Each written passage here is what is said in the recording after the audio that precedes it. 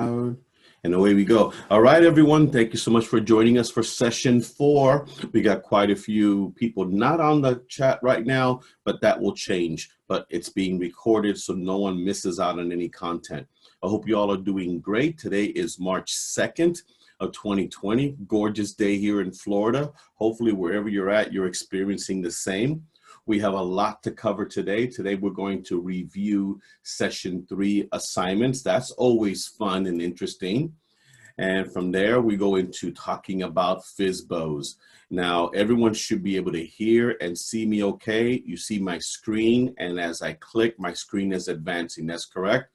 Can I get a thumbs up there?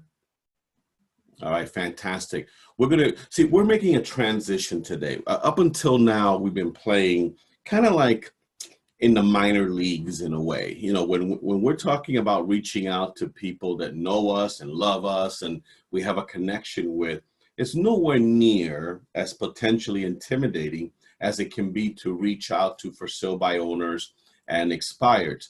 But you cannot develop a strong foundation or even a successful, strong, thriving real estate business without incorporating this type of prospecting. So we're definitely going to spend a lot of time on this.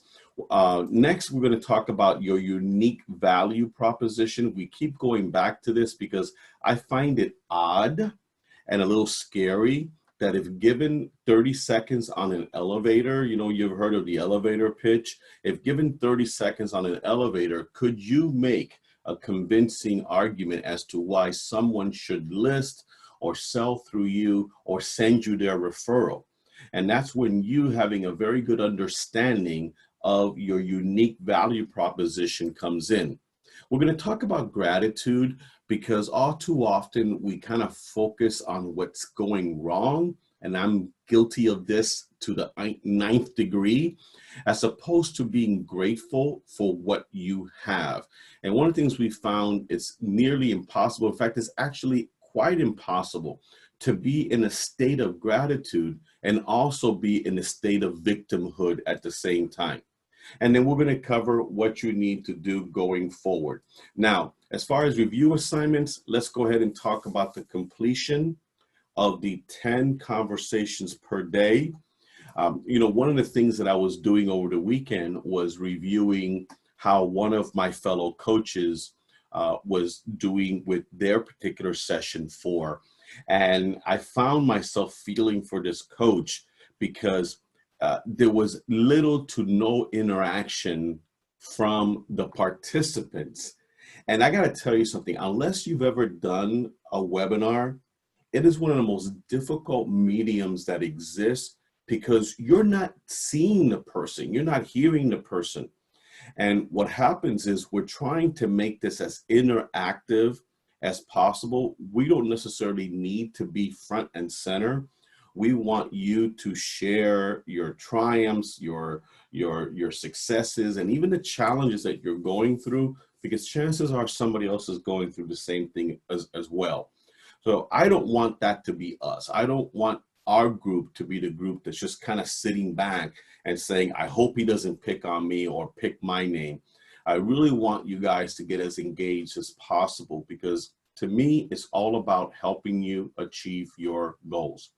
And this is an area I know people struggle with because I hear it from the agents in my company that are participating in Accelerated Breakthrough and say, you know, I'm having trouble reaching the 10 calls per day and everything else. Well, let's make sure that we're all on the same page. It's not 10 calls per day. It's 10 conversations per day. Now, you may have to make 50 phone calls or you may have to do a variety of things to achieve the 10 conversations, but that's goal 1 is to have 10 real estate conversations per day. Now, you do have something going in your favor. We're into session 4 now. If you have at all, to any degree, been engaging along the way, you have follow-ups to do. So what happens is your 10 conversations start to take on a mix of cold calls, initial phone calls, but you should also be seeing more and more follow-up calls and follow-up conversations taking over. And that's when you know that one is building on top of the other. What a great place to be, right? You have at least 10 conversations in one day. and maybe 5 or 4 are new people that you reached out to for the very first time. And then the other ones are people that you are just following up to see how they're doing based on the conversation you had before. So how are you doing? This will be an opportunity for you all to go ahead and speak up.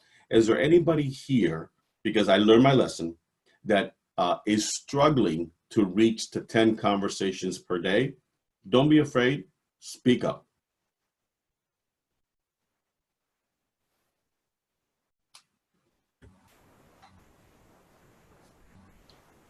I find I focus on the more immediate clients and call them more often. Okay, and who's this now? This is Jeff. Hey, Jeff. Jeff, what part of the country are you from? I'm in Denver. Oh, right. So when you say immediate clients, these are immediate prospects that you're currently working with right now. Yes, they'll be in town this weekend and they're very motivated. So they've been my primary focus. Yeah, I get that. I completely understand that. If, you know, these folks are going to buy, right? That's their intention. They're coming into town to buy. Correct. So you're going to obviously devote an inordinate amount of time to them, but not every single waking moment either, right? Right. It's just something I'm trying to work on to kind of spread it out more and not just have my focus in just one set of clients. Yeah, so great point. So that kind of reminds me of our model to mastery. You know, you're in momentum, right? Because you got a client in town. That's a good thing. And if you're not careful and you're not leveraging, you get out of pipeline. Because that's one of the first things people do. As soon as they get into momentum, they stop feeding the beast. That's what you're finding, right? Yes. Okay, so you're aware of it. That's half the battle right there. Being aware of it is huge. And then you have to say, well, can't do that. I can't fall victim to that. So you're aware of it. Now you got to try to find out, okay, how do I squeeze in those conversations? How do I get creative about these conversations so that I can get as close to those 10 conversations? And it doesn't have to necessarily be 10 because you are working a big deal right now. You just don't want to go an entire week, several days, without having fed the beast something. Let me ask you this. Yeah, let me ask you this, Tony. I kind of time block the entire weekend for these people because they're relocation clients. They want to see a lot of homes. They're, you know, kind of type A buyers for me, like 800,000 range. So I basically don't want to take any other appointments this weekend. So I understand I need to reach out to people, but how do you recommend I deal with that? Okay, great point. Good problem to have. So here's what we do. We consider the 10 conversations per day to be a Monday through Friday thing. So, you know, if you're able to accomplish those on Monday or Tuesday and you have the rest of the week, that's great. The other thing you might want to consider, and from a leverage standpoint, is worst comes to worst, you go ahead and feed the lead to somebody else in your office. So let's say you have a buyer that pops up, an appointment that pops up, they can't wait. You don't want to take time away from these primary buyers, but you can hand them off to someone that's working with you. And then this way you've leveraged yourself. You've accomplished both things. Does that make sense? It does, although I'm not in a position to be referring stuff out yet. I want to work my sphere myself. I just understand that I can't neglect people either. Okay. So then what happens is that in your situation, then, you know, one of the things I have found is that I'll give you an example. I'll have a meeting scheduled, right? I'll have a meeting scheduled with my staff or my leaders or my agents. And inevitably somebody says, I'm showing property that day. And I'll say to them, well, the meeting's been scheduled for a week. Yeah, but this just came up. And I think to myself, you know, I wonder how many of these situations, if you just went back to the person and said, listen, this morning at 10 a.m. is not really good for me. Is there any way we can do it at noon? And I would say that 90% of people say, yeah, noon's fine. Let's go ahead and do it.